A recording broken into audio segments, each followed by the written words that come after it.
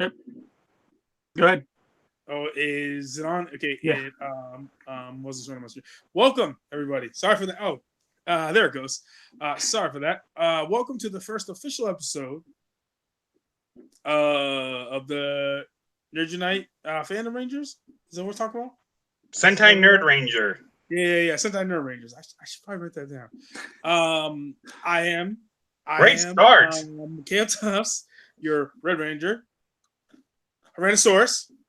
And of course, I'm joined by my fellow Rangers. Of course, Paul, my Blue Ranger, Polly. What's up? I am ready to bring the Triceratops to this. And also my other co-ranger. Sometimes he's green, sometimes he's black. Mike, what's up, buddy? Yeah. I'm ready to bring the Dragon Ranger. Which, come on, it was Godzilla. Let's face it. Come on. So, guys, today we're doing our first official episode. And we're starting at the beginning. Mighty Morphin Power Rangers season 1. And instead of just kind of giving our general thoughts, I really want to deep dive into it and like go through every faction and kind of give our thoughts on it, how we feel, what we didn't like, what we did like, and then the last part of the episode is going to spend a lot of time talking about notable episodes. And now I have collected episodes from both these guys and myself, obviously. So that's how we're gonna do it. So we're gonna start with our Rangers. So first we have our Red Ranger, my favorite Ranger of all time, Jason Lee Scott, played by Austin St. John. And then we have our Yellow Ranger, Trini Kwan, played by Thu Trang. Our Black Ranger, Zach Taylor, played by Walter Emmanuel Jones. Our Pink Ranger, played by Kimberly Hart. Also, and that was Amy Jo Johnson. Our Blue Ranger, Billy Cranston, played by David Yost, and of course our Green Ranger, Tommy Oliver, played by Jason David Frank. The original six, the OGs. So now that I've listed all the Rangers, I'm just gonna go to the line. Paul, give me your positive, negatives about our Rangers.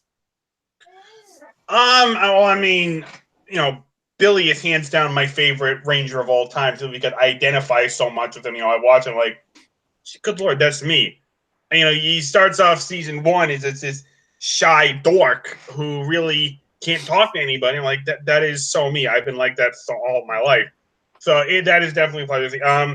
Austin being the Jason being the fearless leader. Very stoic, always letting his fists do the talking, but give the rah-rah when he needs to. I have to say, and of course, JDF being, I don't think anything needs to be said about him. Yeah, this was a phenomenal team. You really got the sense that, these guys were friends on and off the set, and their chemistry was so much fun to watch. Okay, any negatives that you had about them? Anything that you would have improved? That you would have done better? Well, I mean, unfortunately, the one thing I noticed is that Walter, Dewey, and Amy Jo did not get a whole lot of development this season. At least not as much as Austin and Dave and Billy.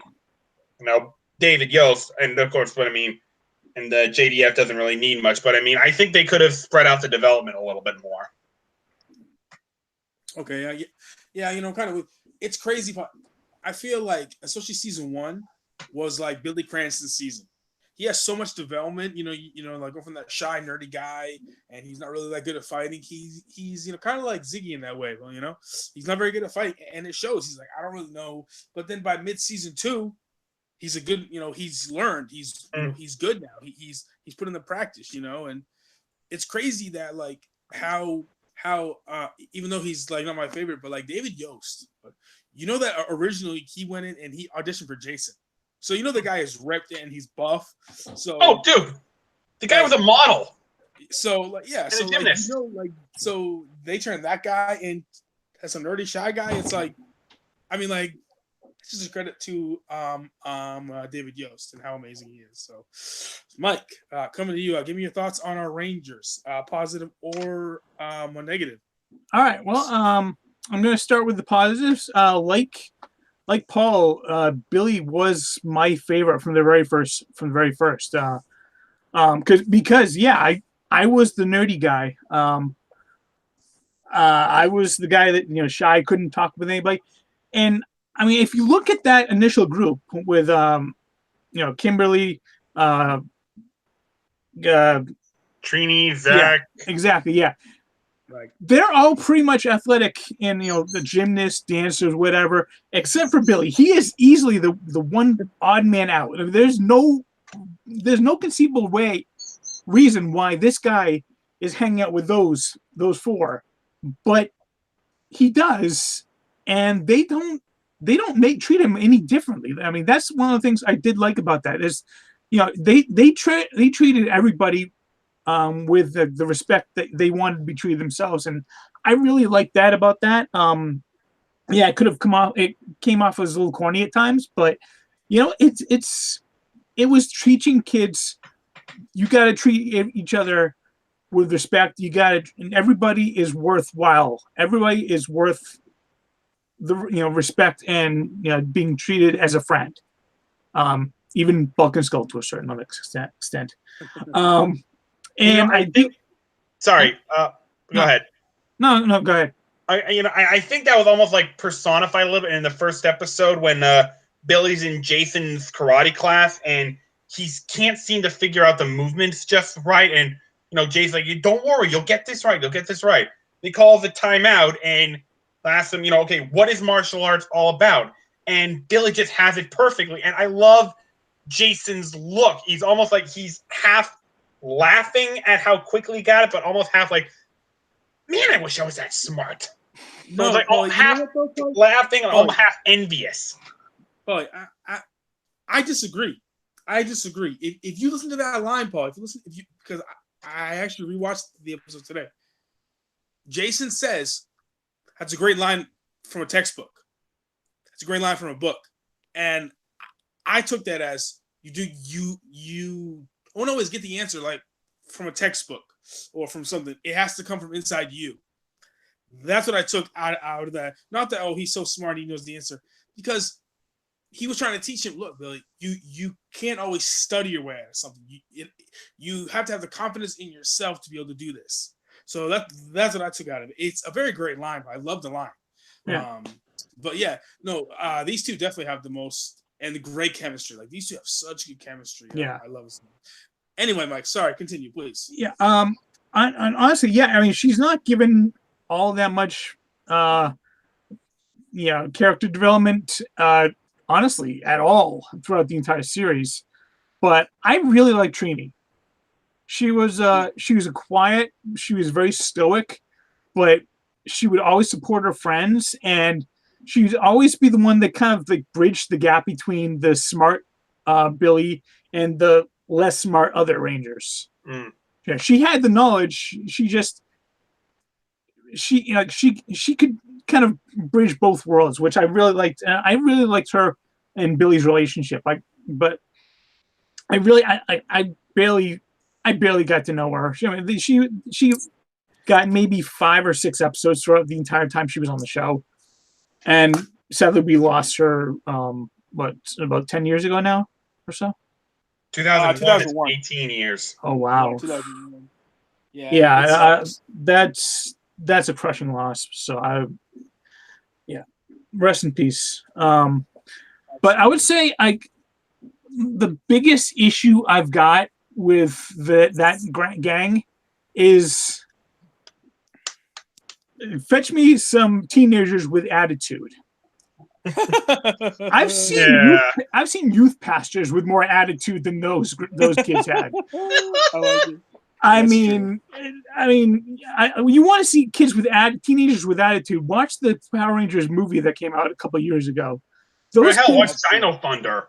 Yeah, I mean, those kids are in detention. These guys were just, hi, I'm gonna be friends with everybody, and I like it, and I'm gonna be a good role model for everyone. And I don't have that service, Mike. Yeah, has that and attitude. that's Yeah. All that community service they did, they still aced every test they took. Right. Yeah. Yeah, I'm sorry. They were not teenagers with attitude. They were good teenagers, but they were not teenagers with attitude. No. I don't even think they were real teenagers. They were more like what every mom and dad wishes their teenage child could be. Right? Exactly. Which is like probably why teenager. That's exactly why they were like that on the show, though, because they wanted to give good role models for all these kids watching the martial artists kick the butt out of aliens. It's a kid show. I mean, plain and simple, it is a kid show, but yes, it was a fun kid show, so I'm willing to give it some slack.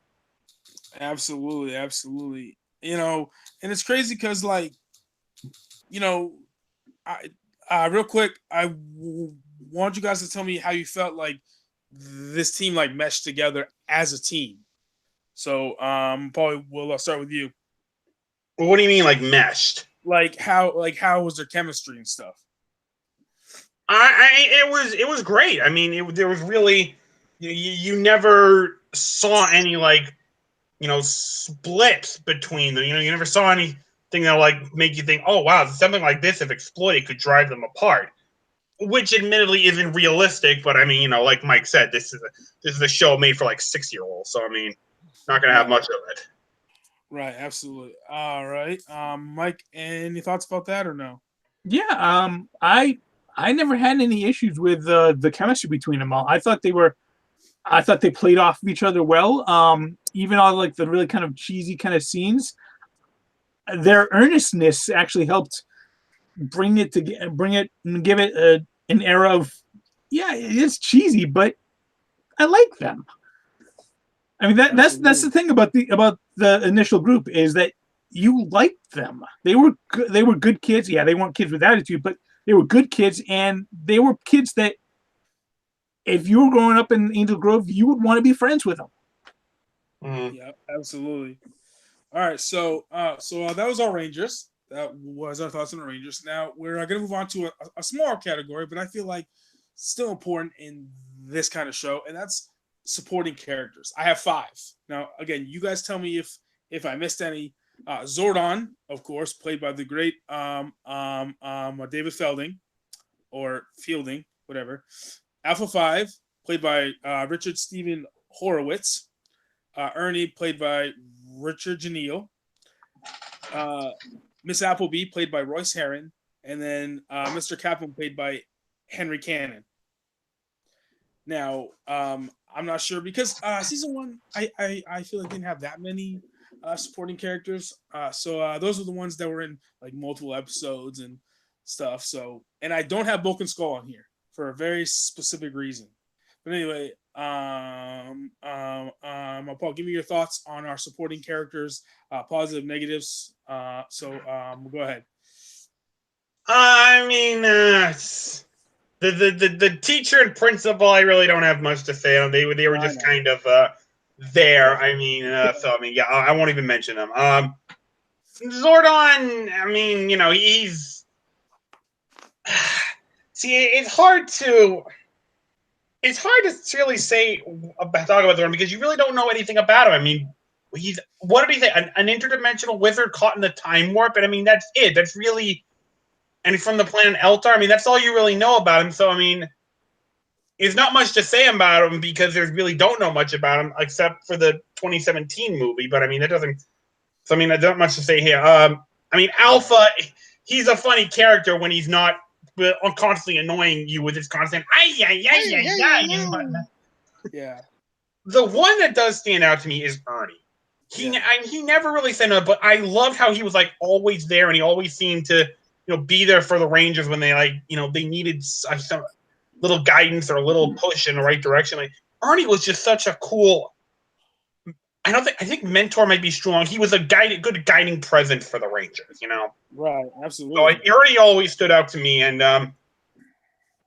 his loss in Turbo was definitely felt. And when you find out that he passed away about I think in 2005, that was sad. So rest in peace, Ernie.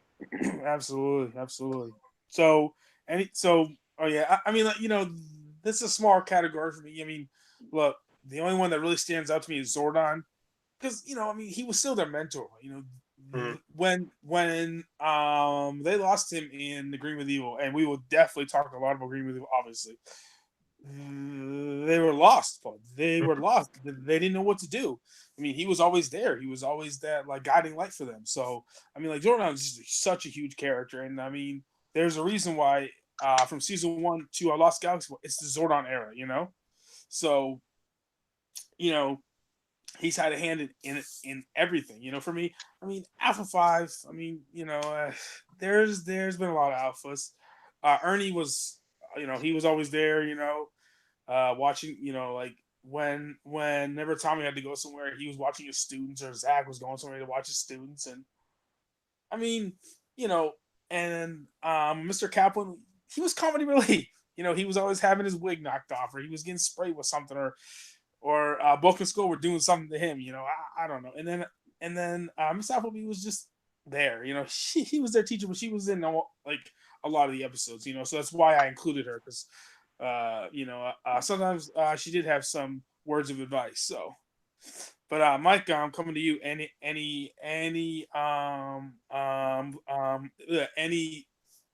like thoughts on these guys? Positive, negative, anyone that you would add?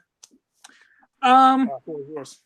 Yeah, I mean, I agree about Miss Appleby and the principal.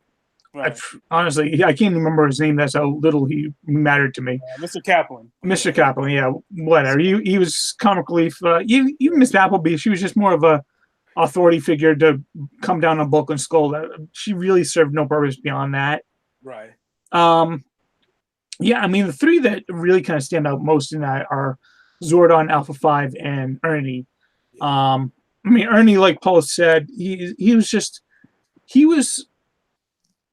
I almost want to say he was kind of a quasi, not a father figure, but more of a fun uncle figure for the Rangers. He was always there to support them, but he wasn't really a kind of a fatherly figure for them. He was more of a just, I'm your friend. I'll do what I can to support you, type thing.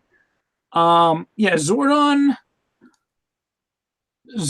is a very interesting character because both you and Paul are right, and you don't really know much about Zordon. He's a very ambiguous character, but he's also a very important character. I mean, there's a reason why what happens at the end of Space, which we'll get into in a few weeks, or actually more of a couple months.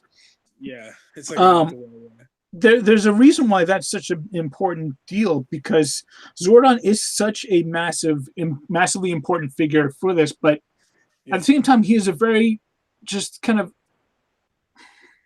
he's kind of like just this omniscient kind of all-seeing figure that directs his students, the Rangers, in the right way and gives them the tools that they need. But he doesn't.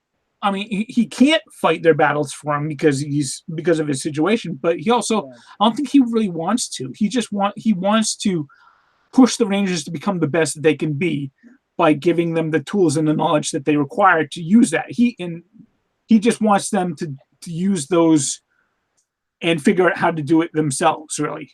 Right. But the one that kind of stands out for me is Alpha 5, not because of the character, but because of his voice actor. Richard Stephen Horowitz, if you don't know some of his roles, look it up. He has got a list of roles a mile long. So many excellent. He was, I think, the voice of Billy in the Grim Adventures of Billy and Mandy. But my favorite role of his is one of my all-time favorite video games, Psychonauts. He was the voice of Raz, aka Rasputin. Well, actually, it's more Rasputin, aka Raz, the main character, the character you play. And he can do really kind of just that young kid voice, so friggin' awesome, and he's so funny. He's done so many awesome voices, and I'm pretty sure I did meet him once, but I don't think I knew who he was at the time. Right. But I mean, he is he's one of my all-time favorite cartoon voice actors. And when I saw, wait, he did Alpha 5? Cool. And I mean, Alpha 5 is annoying at times, but I still like his voice. Yeah, but no one at Sam probably like kind of like lightens that load for him. Like, okay, you know what? It wasn't that bad. Yeah. But yeah, definitely. It's like I wish they would have expanded. Like the one regret I have from season 1, I wish they would have took time and got rid of some of the filler episodes to try and give a little more backstory on Zordon. Yeah. But like with a lot of the mentors in the early seasons, like with like Phantom Ranger, we don't know a fucking thing about this guy. Like we don't know anything about Zordon, about all these, about Demetria. We don't know anything about these. You don't know, but that's how it is. So yep. So that was supporting characters. So you know, just a small section. Next up on my list, villains. I have a lot of villains written down. So this is definitely gonna take us a little while. Of course, we'll start with Rita Repulsa. Now, this was the one section where I made an exception. Like I was telling the guys, I didn't write down any Japanese actor until we get to Sentai. Until we get to Zoo Ranger, then I was gonna write them down, except for Rita, because Rita is a facial character. She and I think I also wrote down for Scorpina as well. So it was those two because those are facial actors. You actually see their face and their facial expressions means a lot. So I'm gonna butcher this. Makiko Sogo. Mike, your phone microphone is muted. You're sorry. It's Machiko Soga. Machiko. All right, thank you. And then she was voiced in America by Barbara Goodson. So, next up we have Squat, who was voiced by Michael Sorich. Babu, who was voiced by Dave Malone. Goldar by Kerrigan Mahan. Finster by Robert Axelrod.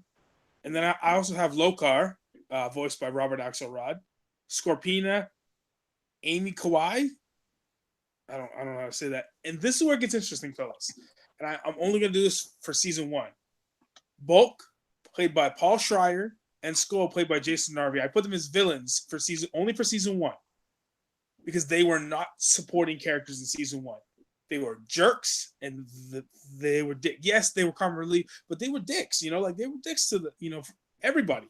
So in season 1, I put them as villains. Obviously, not really villains, but they weren't supporting characters, so they had to go somewhere because they're a huge part of the show.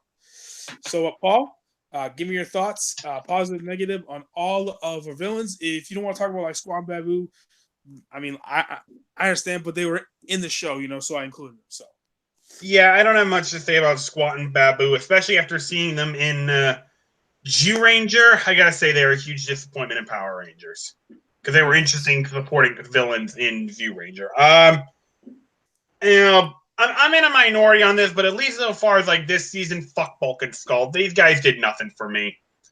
Scorpina, I mean, she's hot. I'll say that, but that's really all I got. Okay, fine. There you go. Okay, cool. The only ones you really have that can really talk about are Goldar and Rita. I mean, Rita, that legendary Barbara Goodson voice. She's corny. She's over the top, but by God, you just love her enthusiasm for just hating all her subordinates and the constant headaches she gets. I love so much. So good. He's so good, yeah. And then Goldar, man, what a warrior he was in that first season. You look back at that first, and you really just what a badass he was. The fact that he could hold his own really against any of the Rangers except for maybe Jason. No, let me rephrase that. He could beat the shit out of all the Rangers except maybe Jason. Jason was the only one who gave him some trouble. He could pound the shit out of any of the other Rangers. That's wow. That is someone you respect, and he looks great in that first season. So I mean, Rita and Goldar, those are really the only villains that stand out. Well, I know why he doesn't look the same in season 2 because it's a totally different season. It's an American costume. I get it. But man, his season 1 costume looks so fucking good. He looks like a badass. He looks like a warrior, like a real fucking warrior. in the season 2, he's a joke. He's coming to really. He's there to get his ass kicked by Tommy the whole fucking season. That's the only reason why he's there, because he gets his ass whooped. It's so embarrassing. Oh, but Goldar in season 1 is so awesome. First episode, Paul. He's beating the fuck out of the Megazord until they call the Power Sword. He's taking the Megazord on, no problem. Bulk and Skull, yeah, I'm with you, Paul. In season 1, they were just there. I mean, they were fine, but they were dicks. Let's just be honest. Scorpina's only there for a little while, but I mean, she was a big impact. Finster, obviously, he was the one that like made the, that made the actual monsters and stuff. Rita, of course, look, Rita's a legend. I mean, look, everyone knows that. I mean, I have a headache and all those amazing lines that she did, and I mean, I love Barbara Goodson for that. The one person that I want to talk about, there was a reason, because he's only in 2 episodes, but they were pretty big episodes. And obviously, this character plays a lot bigger role in the Sentai, so obviously I'll talk about it more then. Is Lokar. Lokar to me is a very interesting villain because he's pretty much the main villain in Zoo Ranger, in the fact that Rita gets her power from him. Like, he is like Satan, like it's pretty intense, but he's so powerful that he's so mysterious that I would have loved to know more about him, because every other one of like Rita's monsters is just kind of there, just kind of vanilla, but like I have his first appearance on my list here, so I'll talk about it more there. But he only appeared twice, but to me he was very interesting and kind of mysterious. So, but Mike, give me your thoughts on our villains, positive, negative. Yeah, I mean, Squat and Babu, the less said about them, the better. I don't even know why they were there. If it was American made, those guys would have been ejected as soon as she got out of the dumpster. Finster was he was the only one that had a little bit of interesting bit to him, because he could make the monsters and he was always having trouble making just the right one. So whatever.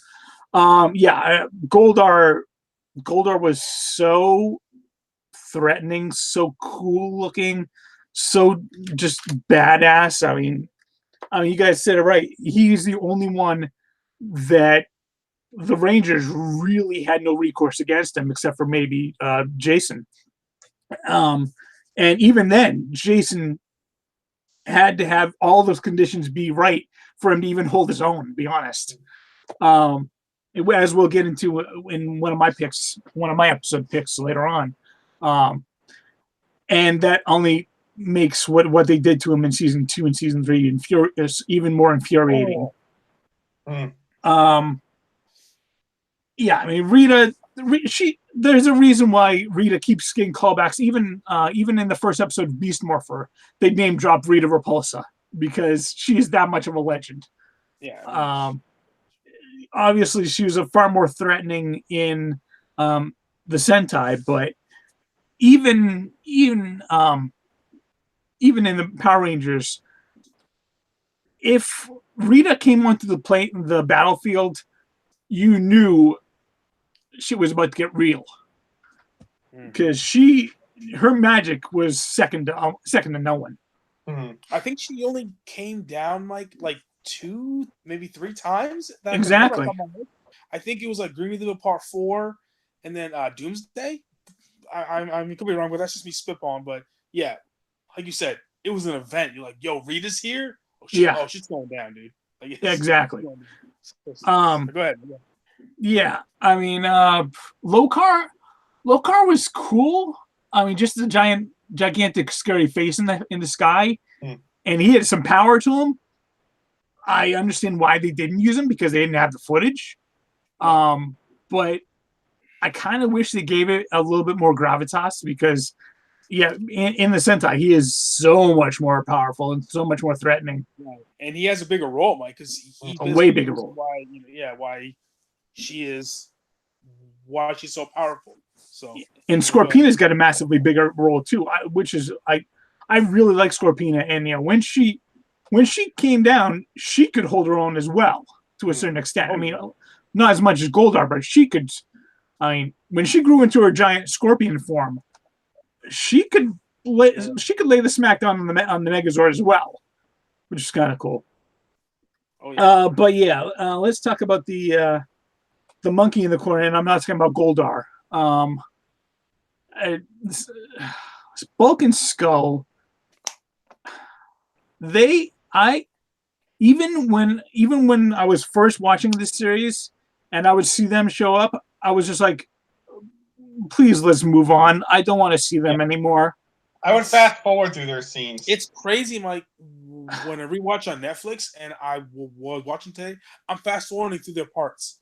Yeah. I'm like, man, dude, season 1 Bulk and Skull sucked. Because not only were they just like the stupid bullies, and they lived out that moniker in every single episode, but they went for the blatant, most obvious, and the most stupid jokes in every single time. If there was something big and fluffy, that they would end up with their faces in it at some point in the episode, because it was just so obvious. Honestly, I don't even blame the actors, because the actors are actually fairly solid. They were just given absolute crap for writing. It was so frustrating. Like, and it starts in the first episode. It's like their actions.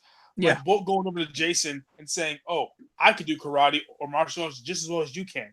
That's just bad writing. Like, come on. Like, no one is gonna believe that a guy who's probably like 40 pounds overweight is gonna do karate against a like 4th degree black belt. Who's like all muscle, no fat whatsoever. Yeah. Like, come on, dude. Like, that's just bad writing. Like, it's bad writing. Like, no one's gonna believe that. Like it's just not realistic. That's the thing. It's all goofy and shit. It's like, that's the interesting thing about them, though, is the fact that they are easily the most like goofiest and most useless characters in that first season. But that makes where they end up at the end of in space so much more remarkable, because they are characters you care about at that point, and you never think that's where it's going. Not in a million years. When I saw the first episode, I was like, I'm gonna care about them? No way. They're stupid. Get rid of them. Wow. Season 1 to season 2, like we will talk about next week, Mike. Yeah. Such a difference. Oh, yeah. Such a difference. It is. I mean, I guess you have to have this kind of like just god awful start in order for their transition to be so much more amazing. I guess that's the only excuse for it, because otherwise I just hate their characters so much. Mm-hmm. Oh, I agree with you guys. I mean, like, I agree with both of you. Like, Broken Skull in the first season, and I love Paul Schreier and I love Jason Harvey, but it's woof. It started out bad. It's painful. But I mean, listen, when your names are Farkas Bulkemeyer and Eugene Skolovich, kind of hard to be anything but assholes to start off, I guess. All right, so now we're gonna move on to my notable episodes list, and we're gonna be on here for a while. Obviously, we're gonna talk a lot about Green with Evil. I'm not gonna start there. I just have a list that you guys gave me and that I have. So we'll just go down the list, and I want you guys' feelings on some of these I put because something happened that didn't happen in any other episode. So that's why I have some of these on there, and I will say when we get there.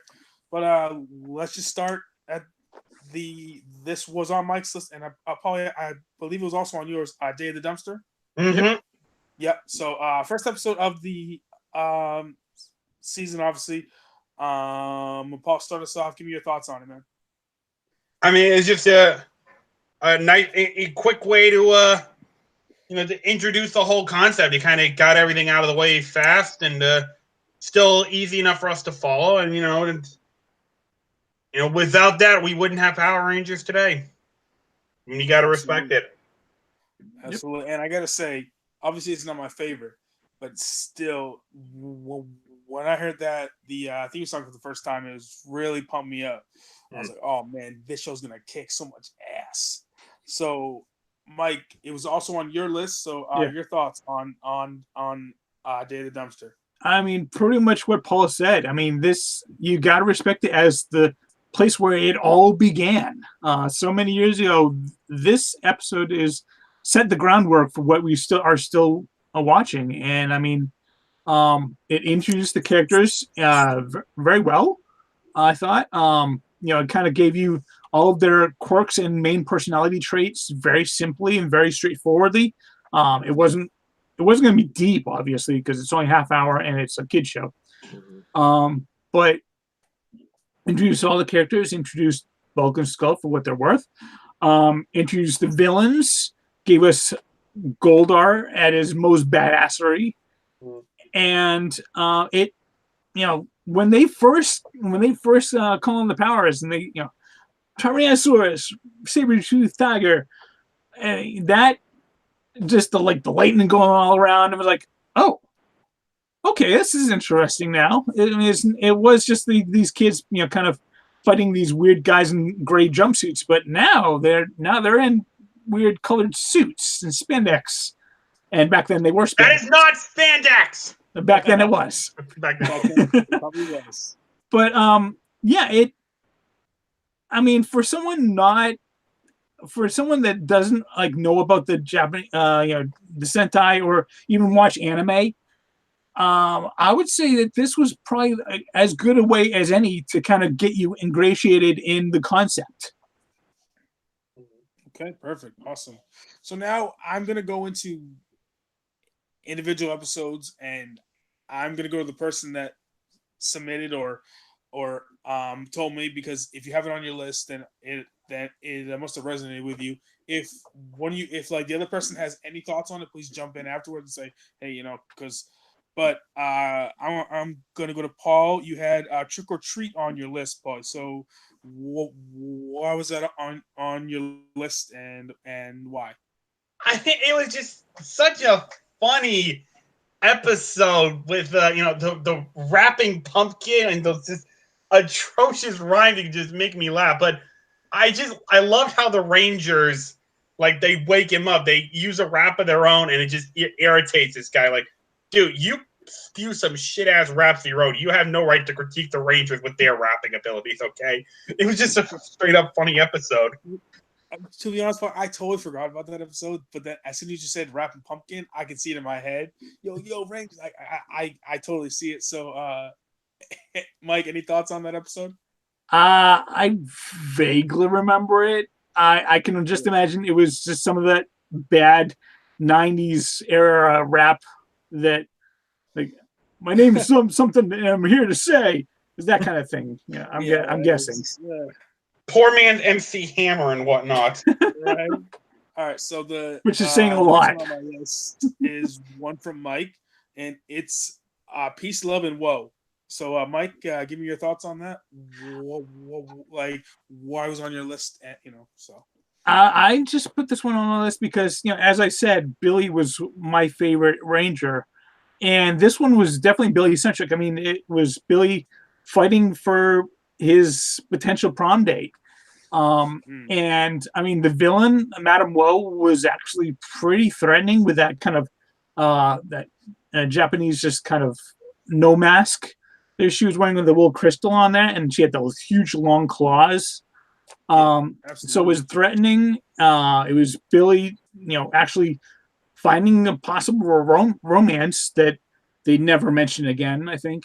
Which she never shows up. I mean, he had like 15 romances, I feel like, and it was all one-offs. He literally had no long term for Billy. So, yeah. I don't know. So you know what that means? Billy was a player. Oh, he definitely. Come on, he's smart. He's fit. I mean, come on now. Yeah, fair enough. He's bringing in ladies. So, but yeah, that's why that made my list. I feel like this episode, there's there's a few like Billy centric episodes that really stand out to me. Peace, Love, and Walt, and then I Guy are ones that really stand out to me. That were like Billy centric episodes. So like either or for me, you could easily throw on here. Paul, any thoughts on Peace, Love, and Woe? Honestly, that was an episode that I don't remember too much, but to be fair, it's been a long, long time since I've seen a lot of these episodes. Okay. So the next one comes from Paul's list, and I'm going to throw in, because I feel like these two episodes are very similar. It's a pig surprise, and also I want to throw also into that food fight. Because I feel like these two episodes show just how goofy this season was, man. Season was goofy and weird and just strange. You just had this giant pig running around. And they have him eat spicy food like in that food fight. It was just really goofy and weird. So, Paul, I know a pig surprise was on your list. I combined it with food fight because it's the same villain, I believe. So, give me your thoughts. Okay, well, food fight didn't particularly stand to me, but here's why a pig surprise stands out to me. Here's why this particular episode stands out to me. And there are a couple of reasons. First one is it's the first time that you see that there's more to Bulk and Skull than being the stereotypical jackass bully. They adopt this little pig, and they seem to show they genuinely care about him, like they're taking the responsibility of raising this pig seriously. So that's one thing. Oh, maybe is there something more to these guys than just being assholes? That's interesting. So that's one. And then another thing that stands out, it's one of the very few times that you actually see the Rangers, like the actual actors wearing the Ranger suits. It's not Sentai footage. That is original American footage of the actors in their suits. There is a scene of all of them in their suits hunting down the pudgy pig monster, and they see him in a farm trying to woo this female pig. And they're just having a good laugh about it, but at the same time, they're like, oh, so he's still got a soul, that regular pig inside of him. So those reasons that make it stand out to me. Okay, fair enough. Mike, any thoughts on either of these episodes? I mean, the second one, I vaguely remember it, not that much, but I mean, food fight obviously is kind of a quasi classic, if you can call it that. It's so goofy, Mike. It's so goofy. It is. It kind of personified how goofy this show could be. I mean, Pudgy Pig is just—it's a pig head with 2 legs and arms, and he's got a like a Trojan warrior helmet for some reason. What? Sure, whatever. I mean, what can you really say about that? And I just remember him eating the Rangers' weapons. Yeah. Again, and his tail would always move around when he did. Like, he can eat sure, metal weapons, Mike, but he can't eat spicy food though. He can eat metal weapons, no problem. But spicy food, no. Can't eat spicy food though. I mean, no spear. You use Billy's trident, spear some jalapenos, and then feed him. Whatever, I don't know.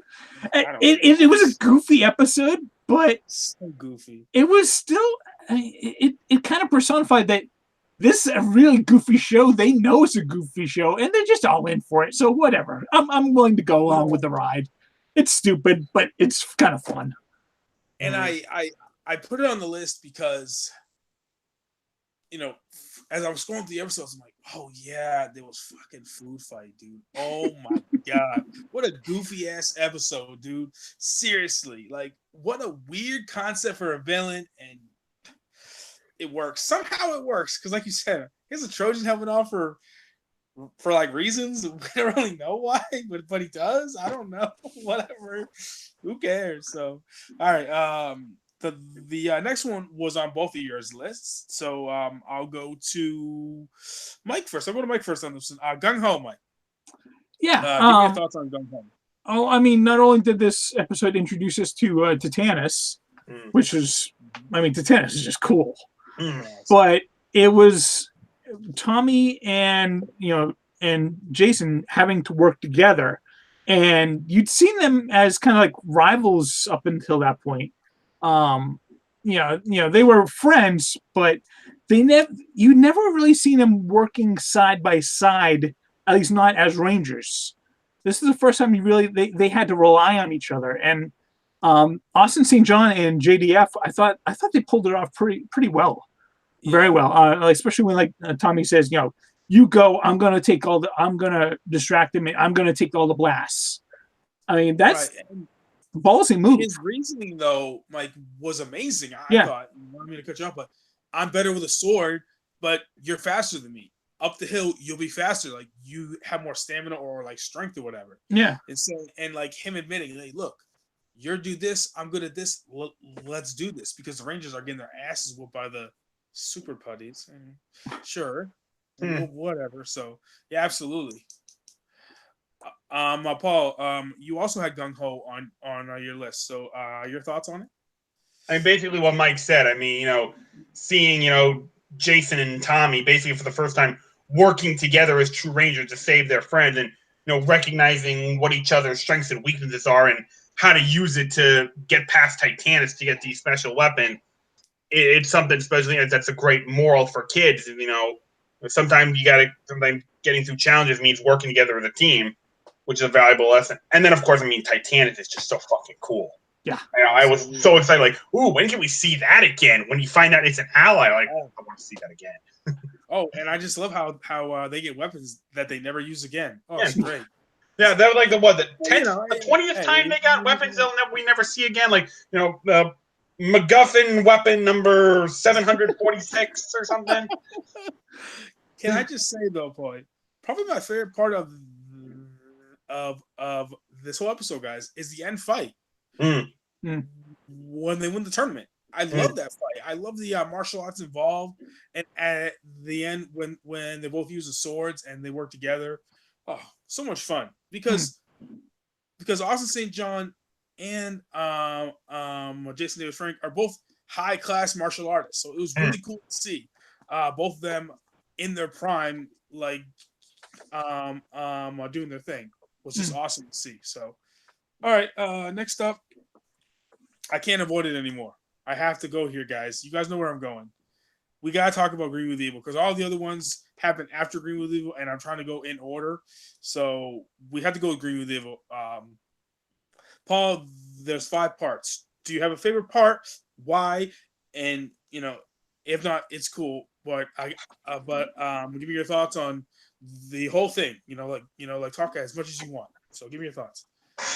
I mean, really, what can you say about Green with Evil that hasn't really already been said? I mean, it's arguably the greatest story arc in Power Ranger history. I think it is. Not only does it give us the legendary Green Ranger in Tommy Oliver, it just opens. It also this for the first time really shows the caliber that our heroes are. I mean, you really see for the first time just what a genius Billy is when it comes to fixing the command center after Tommy wrecked it, which you see in part 2. And then what I think really stands out to me is, I don't know when this happened. I think it was either part 3 or part 4 when Jason gets sucked away into this dimension and, Goldar. Oh, it's in part 2? He gets sucked away at the end of part 2 and then gets brought back in part 3. See, Goldar is just, toying around with him like he's nothing, but then Jason just roars back and unloads on him. This is where you really see, this is why he's the leader. This is why he's the Red Ranger. He just unloaded whoops Goldar's ass and then holds his own against Tommy for a good long time. Watching Austin St. John's acting, Paulie, and just the sweat, as he's nervous, as he's going around, in the mist, Paulie, just seeing the sweat and the awesome face acting by Austin St. John. It's so good, Paulie. It's so good. You feel that tension in the room. If he finds me, I'm fucking dead. He's gonna slice my ass in half. I'm done. I love it so much. The tension in the room is just, as a fan, I mean, Paulie, I'm with you. And my favorite moment, though, Paulie, is part 1 when Tommy gets when he comes and he just beats the fuck out of the Rangers, Paulie. All 5 of them, and then even Jason, my favorite. I love Jason. You guys know that, but when he's, oh, you think you're so tough? Take me on, and he beats the fuck out of Jason. Now at the end of 5, he wins for reasons, but you just see like how powerful this guy is, and he didn't even have the Sword of Darkness yet. Just so powerful, just beats the fuck out of these guys. And it was, as a kid, I'm like, as like a 5-year-old kid or like a 4-year-old kid watching, like, oh my god, what the fuck just happened? You know, like, what just happened? Wait, what? Like but he's supposed to be on our side. He's just a good guy, and then watching him go in the command center, just rip everything to shreds, like. And then I had to give an honorable mention to part 4, Eclipsing the Megazord. Oh man! For the first time, but it takes Goldar, Scorpina, and the Green Ranger just to put down the Megazord, and it's just insane. Just watching that all. Oh yeah, I can't imagine the dread you must have felt watching that. It's like a 5-year-old, like, no, my god, no, the Megazord, no! It blew my mind, Paul. I didn't know. Now look, it getting brought back in part 5 for reasons I don't know. I don't know, but again, it's a kid's show, so it's whatever. So let me go to Mike. Mike, unload on this thing, man. Give me your thoughts. And there's a reason why I specifically told these guys your top 5 favorite episodes, not including Green with Evil, because everyone's gonna have Green with Evil on the top 5, obviously. So like that was a given. So anyway, Mike, go ahead. Yeah, this isn't my favorite Power Rangers story arc. I know it's kind of blasphemous, but no. But it is really, really good. I just, like you guys were kind of implying, it doesn't quite stick the landing. Episode 5 was kind of rushed. I think if they'd kind of gone out for another, like, maybe 1, even 2 episodes, I think it could have been a lot more impactful. Yeah, absolutely. But, yeah, whatever. My favorite is episode 4, Eclipsing the Megazord. Not only because it was the first time that you really saw the Megazord completely demolished. I mean, this thing, it fell to pieces. I mean, you had never seen them beaten that badly in the Megazord before. But not only that, but when they get back to the command center and they finally find out the true identity of the Green Ranger, just the look of utter shock and horror and dismay on their faces when they realized that someone that they thought could have been their friend was one of the worst enemies. It was a gut punch for them, and I for being a kid's show, I thought that the actors actually pulled it off quite well. But yeah, followed that up closely by episode 1. I mean, the beginning of part 1 was what it was. I honor you, my empress.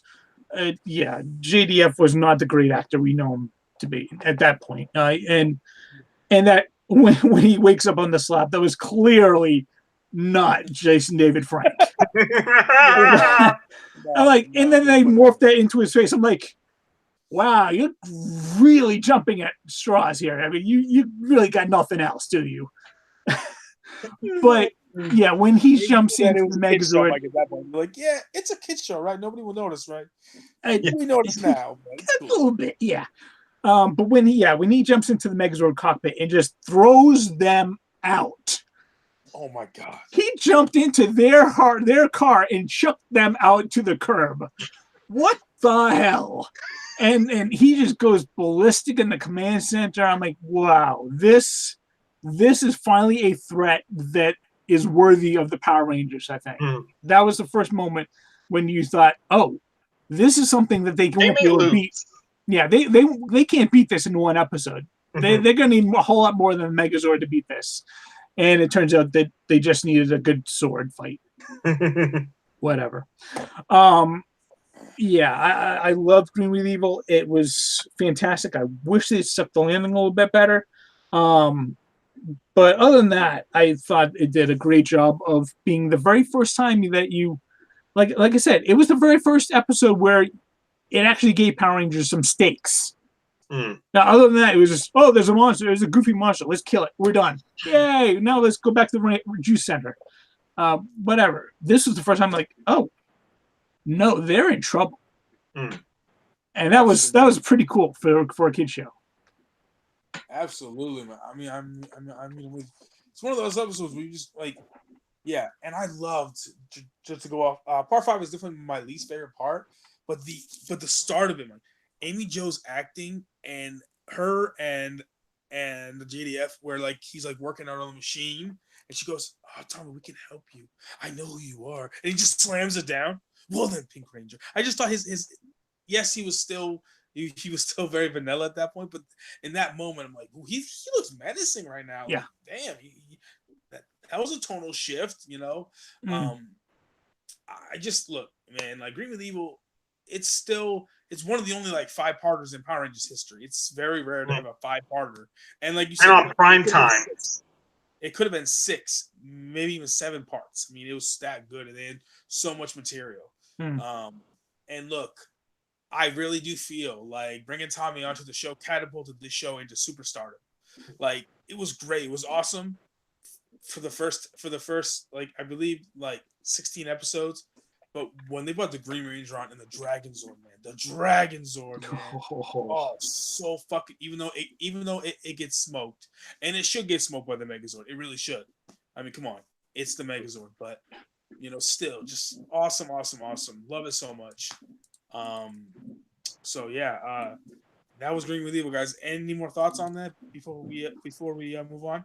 The one thing I had to point, another elephant in the room I have to point on is, could they really not have gotten JDF a better looking shield for the American footage? I mean, I'm sorry, that cloth thing, whatever the hell that was shit. It was like paper mache, Paul. I believe it was paper mache.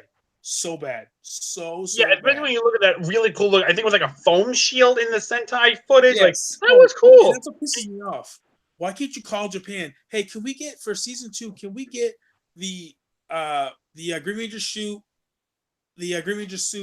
and the Goldar suit? Could you guys just like mail those to us, or like we'll come and get them? That's really There's no reason why you couldn't use those, Paul. There's no reason. I mean, that's one of the craziest things about Power. Like, it took them 20 years. What do you think? It really took 20 years for them to put JDF in a Sentai accurate Green Ranger suit. Because first it was a cloth shield. Then when he shows up as the Green Ranger in Dino Thunder, okay, he's got the right shield, but that silver stripe thing on it, I'm like, what's up with that? It wasn't until that Mega Force finale that they finally put him in the right suit. Like, it took you that long. I think at that point it was like Haim Saban was just trying to save money where he could. It was like, can you mail that to it? How much is it going to cost? All right, never mind. I got some paper. I got some newspaper and some milk. I was going to use that instead. Hold on. Let me. You know what? Don't worry about it. It's I got some spare plaster Paris in the garage. I'll do it. Never mind. It's going to cost me like 50 cents. Oh, no. You know what? Never mind. Don't worry about it. It's fine. Yeah, Haim Saban, everybody, if you don't know, is super cheap. And I get it's expensive, but come on, man. Like, come on, bro.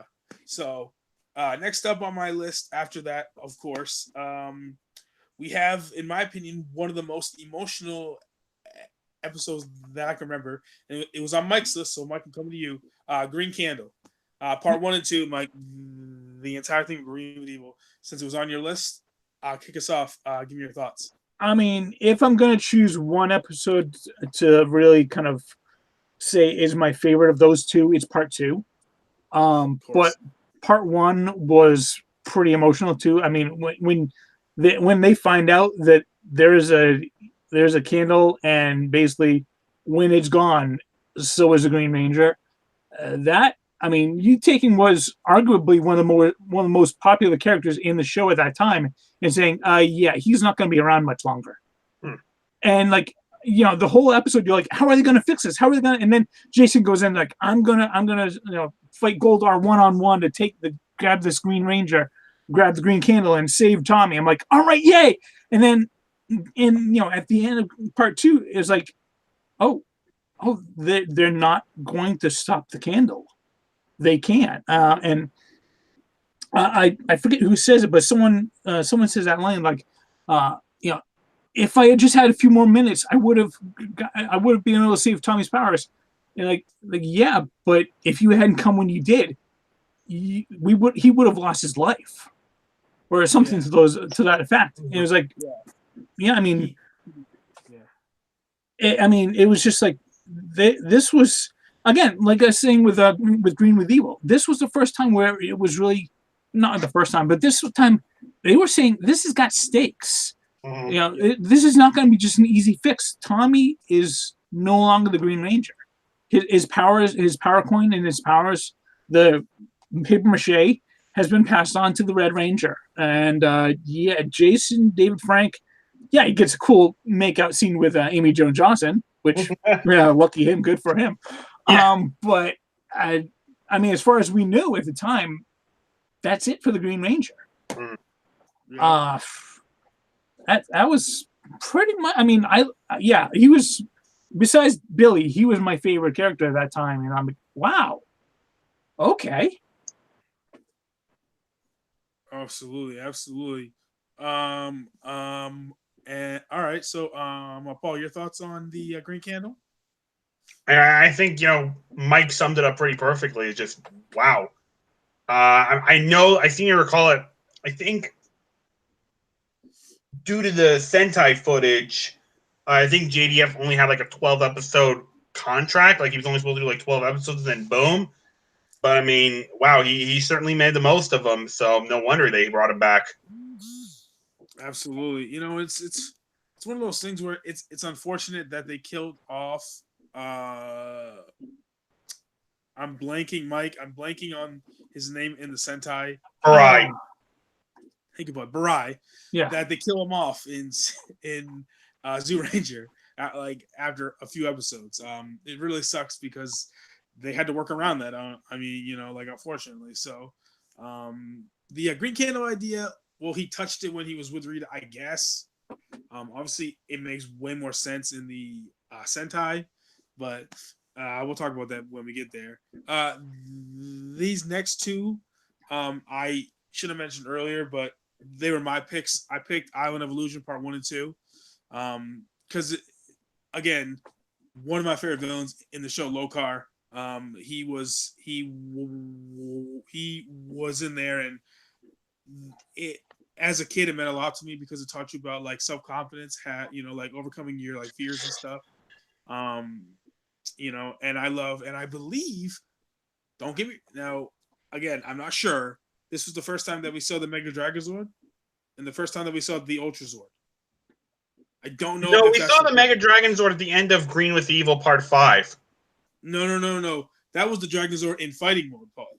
That wasn't the shoulder pad Dragozord on top of the Megazord. Oh, yeah, you're right. Yeah. So I think, guys, again, I don't know for sure. Don't quote me on it. I'm not sure if I remember. Guys, any thoughts on that? No? Just curious. I don't remember much of that episode, unfortunately. Okay. It's a clip show with an annoying guy who says clip show, Mike. who speaks only in rhymes. I got it, but as soon as they've gone through the first two trials of fear, I'm like, okay, so this is how it's going to go for the rest of the episode. Okay, it is. Okay, fine. You know what, Mike? I never thought about it, and then I rewatched it today as I was getting yesterday. I mean, as I was getting ready for this, and I'm like, this is a clip show. This is a clip show. Oh my god, I never realized it's a fucking clip show. But you know what? I still enjoyed it. The next one I really should have mentioned first, but as a huge Jason fan, as my hero growing up, a pressing engagement when he is alone and he fights King Sphinx by himself, and he has to learn to be a leader, and he like summons the other Rangers for reasons using their like crystals, and it means so much because it's the first Jason centric episode. And it's just unbelievable, so amazing. So yeah, as a Jason fan, that's the reason why I put it on the list, because it's a Jason centric episode and it means a lot to me. So the next one was on Paul's list and also on my list. So and that is Doomsday. And anyone that knows what this is knows that this was supposed to be the finale. This was episode 40, episode 39 and 40. Mm-hmm. It was supposed to be the finale. this was supposed to be the end of season 1. Season 1. But it was so good that they ordered 20 more episodes and the famous U2 footage. So because it was on your list, Paul, go ahead. Give me your thoughts on Doomsday. Yeah, I mean, like you said, this was supposed to be the final episode of season 1, so they really went all in on this one, giving the Rangers some serious stakes. You got Lokar returning, and a lot of the villains coming up. They have to pull in all 3 Zords to combining it separate. I mean, it was just a huge, intense battle. But what really stood out for me was a few things. First of all, the ceremony where Angel Grove basically thanks the Rangers, and you see once again the actors coming in wearing the suits, and this is not Sentai footage. This is really them. Right.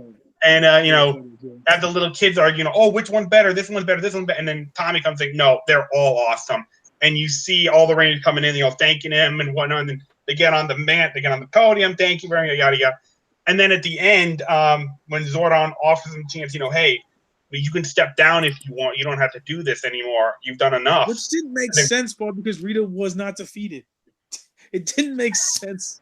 And then they were like, no, this is our job. We have to keep doing this. And Zordon's like, wow, the world is lucky to have you, and so am I. So, I mean, yeah, that stood out. And, if that had been the final episode of the season, I would have been just fine with it. But, of course, we get 20 more episodes with original Japanese footage that was not shown in Zyuranger. No, definitely not shown in Zyuranger. So, Mike, your thoughts on Doomsday? Any thoughts? I thought it was a cool episode. I mean, it's like what was it? Cyclopsis? Yes. Cyclopsis, the Warzord. I mean, that was just badass. It not only was it powerful, but it looked really cool. Oh, it looks awesome. Seeing like Goldar pilot that and really just kind of lay into the Rangers, that was so awesome. And I get why it was the finale, because they actually used footage from the finale of Zyuranger. That Cyclopsis was the final battle, really. Yeah. Beyond that, though, seeing them actually finally, like, seeing the Angel Grove finally, saying, thank you, Power Rangers.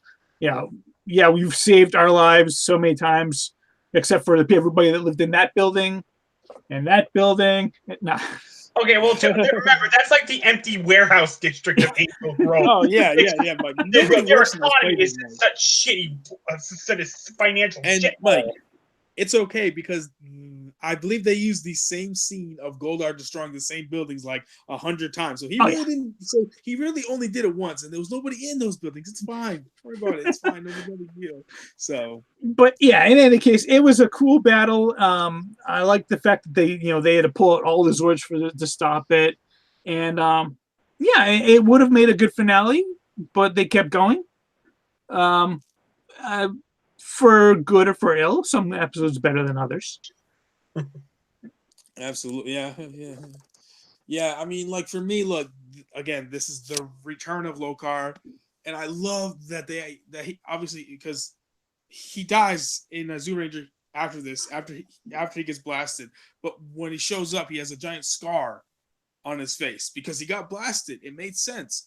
So it wasn't like he just showed up. Oh yeah, you guys blasted me with a giant blast, and oh, I'm fine. No, he has a giant scar or like look in his face, and I love that. Look, it was supposed to be the end. It was awesome. It still irritates me that the Green Ranger is not on that like portrait. Like, that doesn't make any sense, but it is what it is. A small little nitpick there, but I still love it. So the next one on my list. Now these last two are just small episodes that I watched yesterday because certain things happened. Birds of a Feather was the first time that we see Jason use the Green Ranger shield, not after he got it from Tommy, and that was pretty cool because he's inside the guy, and it's almost like a battleizer, where he has the shield and then he has the a dragon dagger. So that was really cool. and then oyster stew, where Zach uses Jason. Tommy Shield, which was pretty cool. So, but the last episode that we're gonna talk about is the last one on Mike's list, and that is Return of an Old Friend. Where of course Tommy comes back, but since it was on your list, Mike, I will let you start and go ahead. The thing that stood out most to me about this episode was the end of episode 1. I mean, you know, all the parents have been kidnapped by what was this? I believe it was the Grandma monster. Yeah, whatever. Not the strongest part of the episode, trust me. But you know, they had to give their coins in order to save their, and of course, you know, gee, maybe we should have suspected that maybe this evil monster would not keep their word, maybe, whatever. But you know, then they say, okay, we've got one power coin left, the dragon coin, and then you see someone walk into the empty Angel Grove Rec Center, and then the camera pans up, and Tommy's like, "Where is everybody? Go, Green Ranger, go!" I'm like, oh hell yes! And I mean, and the way, I mean, I like the fact that in part 2 that it wasn't just like giving you your coin. Oh, you're a Green Ranger again. No, this was a hard rebirth. This took effort, and it was not a permanent solution. I like the fact that his powers kept going in and out because they didn't have the Sentai footage, but because you know, it was a temporary solution at best. But I like, you know, I think they pulled off his return in a better fashion than I was expecting it to be. And just hearing that Go Green Ranger theme when it showed Tommy again, like, yeah, OG's coming back. Love it, absolutely. All right, Paul, your thoughts on Return of an Old Friend? I mean, yeah, it's just great to see. It was great to see Tommy back. That's all I gotta say. Absolutely. I mean, like, I agree with you. It was one of those moments where you're just kind of like, man, they literally just gave all 5 of their power coins, and then you see we just see Jason, not all of them, and it just was one of those moments. But again, it's ruined by that crappy shield, man. That's all I see. Like when he morphs to the battle, and like, God, that shield looks like shit, man. Like, you're bringing it back. Can you at least get the real shield, man, please? But no mas, unfortunately. But still a great episode. And listen, it was awesome to have him back. Obviously, we'll talk about him more in season 2. But so, all right, guys. Since we've gone through all of my notes, we ran for a long time. But I just want to give you guys any closing thoughts on season 1. Anything else that you have to say? So, Paul, go ahead. I mean, I don't think. I was only 3 years old when this show came out for the first time, so I mean, I don't really remember. I don't really know anything about the impact that it had, but you know, listening to people who do remember it, I know that one of the reasons that it stood out was simply because of no one had ever seen a live action, show. A live action television show like it. Just the sheer level of action in it was unlike anything that had ever been seen in a live television show, a kid's show. And I mean, wow, I wish I had memories of it because I would have loved to have been a part of that initial craze. Yeah, absolutely. So, Mike, give me your closing thoughts and anything else to say on MMPR season 1. Yeah, Paul's making me feel old here because I do remember watching it when it first aired. Sorry. And I mean, pretty much, yeah. I mean, you know, I grew up in the '80s. Like, sorry, again, feeling old here. Watching the original Voltron on cartoon in cartoon form, and this is essentially Voltron live action. I mean, you have color-coded people in spacesuits basically, and when they have a giant monster, they can call on a giant robot made of 5 different other giant robots to form this gigantic one, and he swings a sword. That is Voltron right there. And I mean, it was a kid show. It wasn't the like high class writing that we were hoping for, and that we actually get from some of the later seasons. But it was more proof of concept than anything. And it was proof that it can be done, and that this is something different. It was something unique. It was something Japanese, but it was also something fun that people and the American kids, and actually it turns out kids worldwide can enjoy this and can have fun with. And without this season doing what it did, we wouldn't be talking about this show right now. We wouldn't still be seeing shows like Beast Morphers on Nickelodeon right now.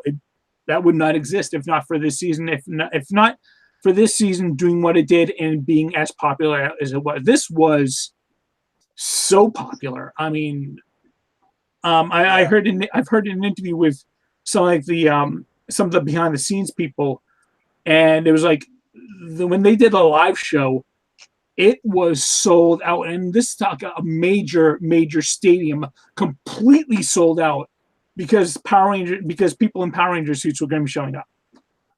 Wow, this was a phenomenon, and it was a phenomenon that has lasted. Yeah, I mean it's pretty insane that at first, like Capsabon couldn't find someone to greenlight it. Mhm. It's pretty insane, and there's so many things that you think about that he almost went with like Jetman as the first, one that was going to be adapted, and I'm glad he didn't. Even though I love Jetman, but I don't think it would have been the same impact, just because like Zoolander, I just feel like had that, perfect fit, and yeah, just an unbelievable season, man. Just look, it's not the best. It's not the best MMPR season. That's obvious, but I feel like they learned a lot from their mistakes, and the best season is definitely season 2, in my opinion. So we'll definitely get into that obviously next week. But yeah, I mean, like for the most part, I really enjoyed it. So definitely enjoyable. Excited to see where they, where they were going. So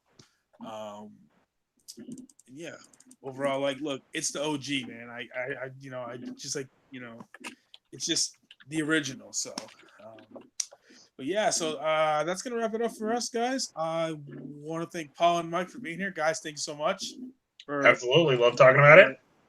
joining me for our first official Ranger episode. And tune in next week, guys, where we will be reviewing on Tuesdays. It's supposed to be on Tuesdays. That was my fault. MMPR season 2, and I will have all my notes, and I will get these guys' episodes in, and we will go from there. But until then, I'm Caleb Tufts. Have a good night. Bye.